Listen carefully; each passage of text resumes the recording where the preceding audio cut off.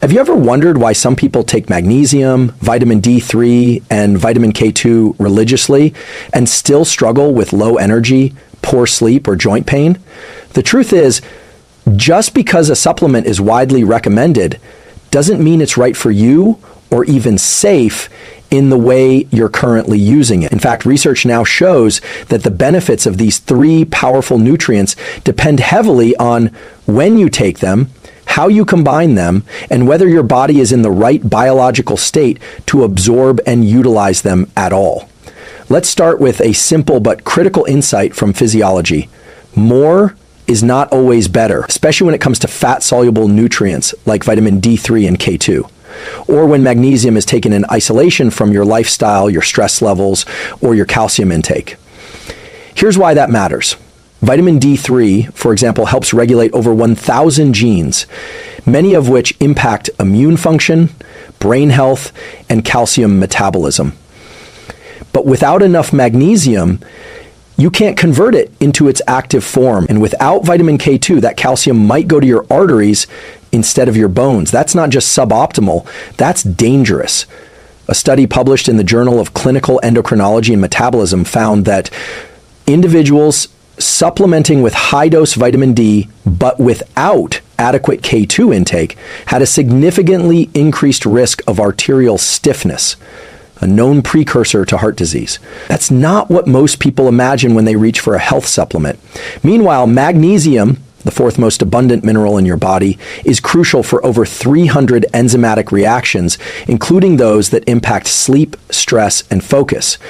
But too much at the wrong time, or in the wrong form, can actually lead to diarrhea, sluggishness, and impaired absorption of other key minerals like zinc or calcium. So, what's really going on here? What's happening in your body is a delicate symphony of biochemical signals. And when you start supplementing without understanding the timing, synergy, and form of these nutrients, it's like trying to play a concerto with half the orchestra missing. This isn't about scaring you off supplementation. Far from it. It's about empowering you with the right framework, the neuroscience, physiology, and behavioral science you need to make smarter decisions for your health. In this episode, we'll break down the real science behind these three popular supplements, and more importantly, we'll explore why your magnesium may not be helping your sleep or your mood, the critical mistake most people make with vitamin D3 that increases their cardiovascular risk, how vitamin K2 acts as a traffic cop for calcium, and what happens when it's missing. A simple way to know if you're taking the wrong form of these nutrients, when to take each one based on your circadian biology and stress levels, and the exact dosing strategies top researchers and clinicians are using today. If you've ever taken a supplement and wondered why it didn't work, or even made things worse, this is the science you need to hear. Before we start, I want you to share your problems and questions about health issues you are observing in your body. This will help me understand what are most common issues, and I will discuss them in my next videos.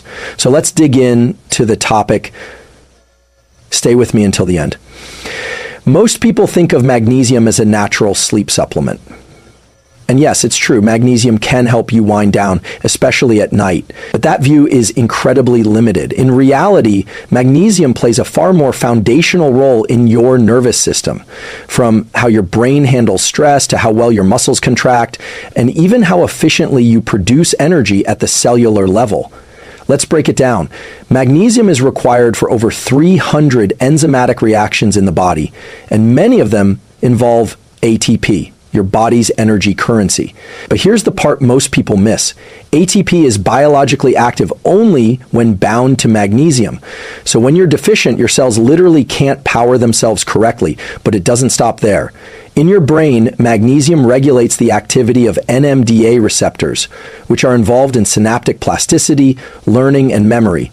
In plain English, without enough magnesium, your brain becomes more excitable and more prone to stress, anxiety, and even poor cognitive performance. One 2018 meta-analysis in Nutrients found that individuals with low magnesium levels were significantly more likely to experience symptoms of depression and anxiety. What's happening in the brain is a kind of overfiring neurons firing when they don't need to, and circuits becoming overwhelmed by input that would normally be filtered out. Have you ever felt overstimulated by minor things? Lights too bright, sounds too loud, people too intense. That's often a nervous system struggling to regulate itself. And magnesium deficiency can be part of the reason.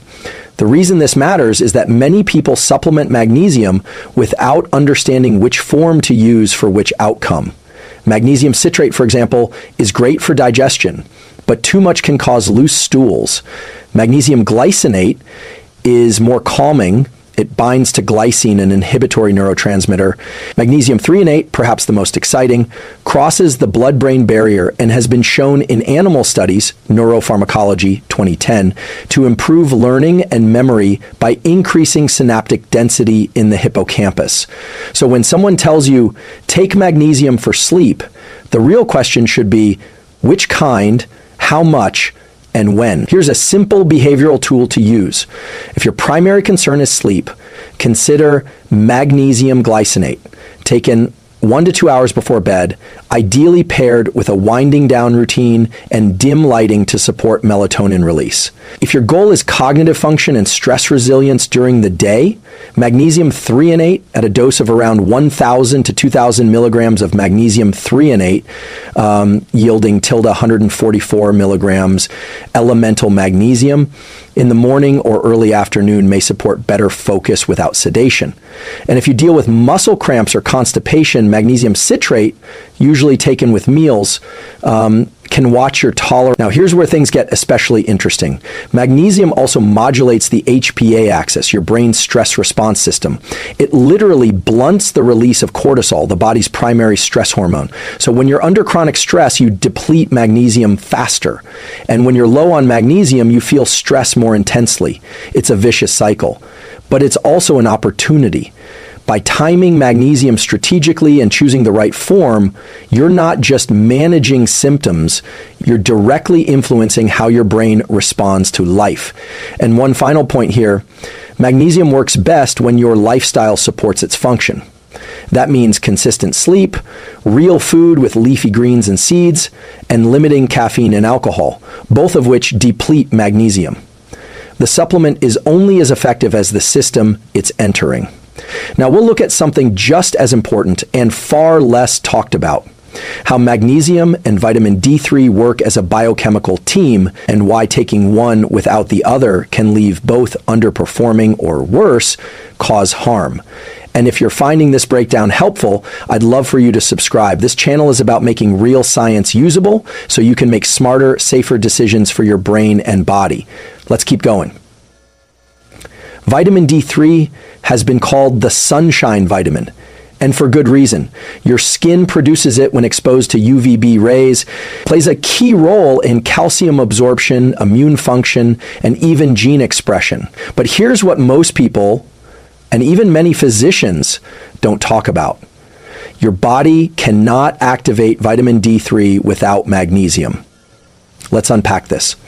When you consume vitamin D3, either through sun exposure or supplements, it first enters your bloodstream in an inactive form to convert it into the biologically active form called calcitriol. Your body relies on a group of enzymes that are magnesium dependent. In fact, all three of the major enzymes involved in vitamin D metabolism require magnesium as a cofactor. So what happens when you're taking vitamin D3 supplements, but you're low on magnesium? You end up with a buildup of inactive vitamin D in your system, which can show up on blood tests as normal levels. But your body can't actually use it effectively. You might still feel tired, foggy, or get sick often. And worse, your risk of vitamin D toxicity increases because your body can't convert or regulate it properly. A 2018 study published in the American Journal of Clinical Nutrition found that individuals with optimal magnesium levels were far less likely to have low or high vitamin D status, suggesting that magnesium status helps regulate and stabilize D3 levels regardless of supplementation. Think of magnesium as the key that turns on the engine. Without it, you're pouring premium fuel, vitamin D3, into a car that won't start. Here's a practical example. Say you're supplementing with 5,000 IU of vitamin D3 per day, a fairly common dose. If your magnesium levels are suboptimal, which is true for up to 50% of the US population per NHANES data, your body might only convert a fraction of that to the active form. The rest builds up unused, and that's when problems can arise. Symptoms of this mismatch can include muscle weakness, fatigue, irritability, or even calcium complications like kidney stones or vascular calcification. What's happening in your brain and body is a kind of biochemical traffic jam. Vitamin D is signaling your gut to absorb more calcium, but without enough magnesium to activate it and enough vitamin K2 to direct it, that calcium has nowhere safe to go. So what can you do? Here's a simple tool to apply. If you're taking vitamin D3 regularly, make sure you're also getting around 300 to 400 milligrams of elemental magnesium per day, ideally from both food and supplements.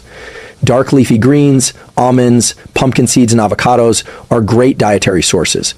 If supplementing, magnesium glycinate or threonate, as discussed earlier, are gentle, bioavailable options. And here's a habit-based protocol to consider. Morning, take your vitamin D3 with your first meal, preferably one containing some fat to aid absorption. Later in the day, take magnesium, either with dinner or 1 to 2 hours before bed, depending on the form and your sleep needs. This spacing mimics how your body would naturally produce and regulate these nutrients, and it supports both absorption and utilization. Now let's address the elephant in the room. What happens when you absorb more calcium from vitamin D3, but it doesn't end up where it's supposed to? Because the absence of one overlooked vitamin, K2, could determine whether that calcium strengthens your bones or stiffens your arteries. But before we move on, if you've been learning something new here, I'd love to hear from you. Drop a comment below sharing your biggest insight so far, and consider subscribing if you haven't yet. We're building a grounded, science-driven community here, and your voice matters. Let's say you're doing everything right. You're taking vitamin D3 to improve your immune health, support your bones, maybe even boost your mood. But behind the scenes, something potentially dangerous is happening. Calcium is getting absorbed into your bloodstream, but instead of going to your bones, it's ending up in your arteries. This isn't just theoretical. A 2015 study published in the Journal of the American College of Cardiology found that high serum levels of vitamin D, when not accompanied by sufficient vitamin K2, were associated with increased arterial stiffness, a key early marker for cardiovascular disease. The science behind this is straightforward but often ignored. Vitamin D3 increases calcium absorption in the gut.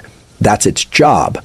But where that calcium ends up, in your bones, where it strengthens, or in your arteries, where it hardens, depends heavily on vitamin K2. Vitamin K2 acts like a calcium traffic controller. Its job is to activate proteins like osteocalcin and matrix glyprotein, MGP, which literally guide calcium to your bones and teeth and keep it out of soft tissues like blood vessels, kidneys, and joints. Without K2, calcium becomes a loose cannon. And over time, this misplacement can lead to calcification in places you don't want, including the coronary arteries. Have you ever heard of someone who takes calcium supplements, eats clean, and still develops heart issues later in life? Is maybe part of the explanation. It's not just how much calcium you have, it's whether your body knows where to put it.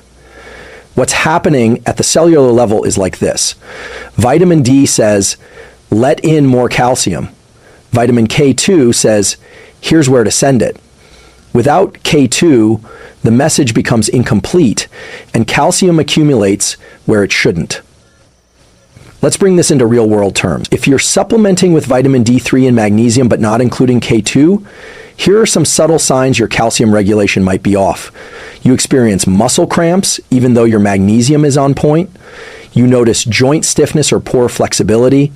You have mildly elevated blood pressure or a feeling of tightness in your chest.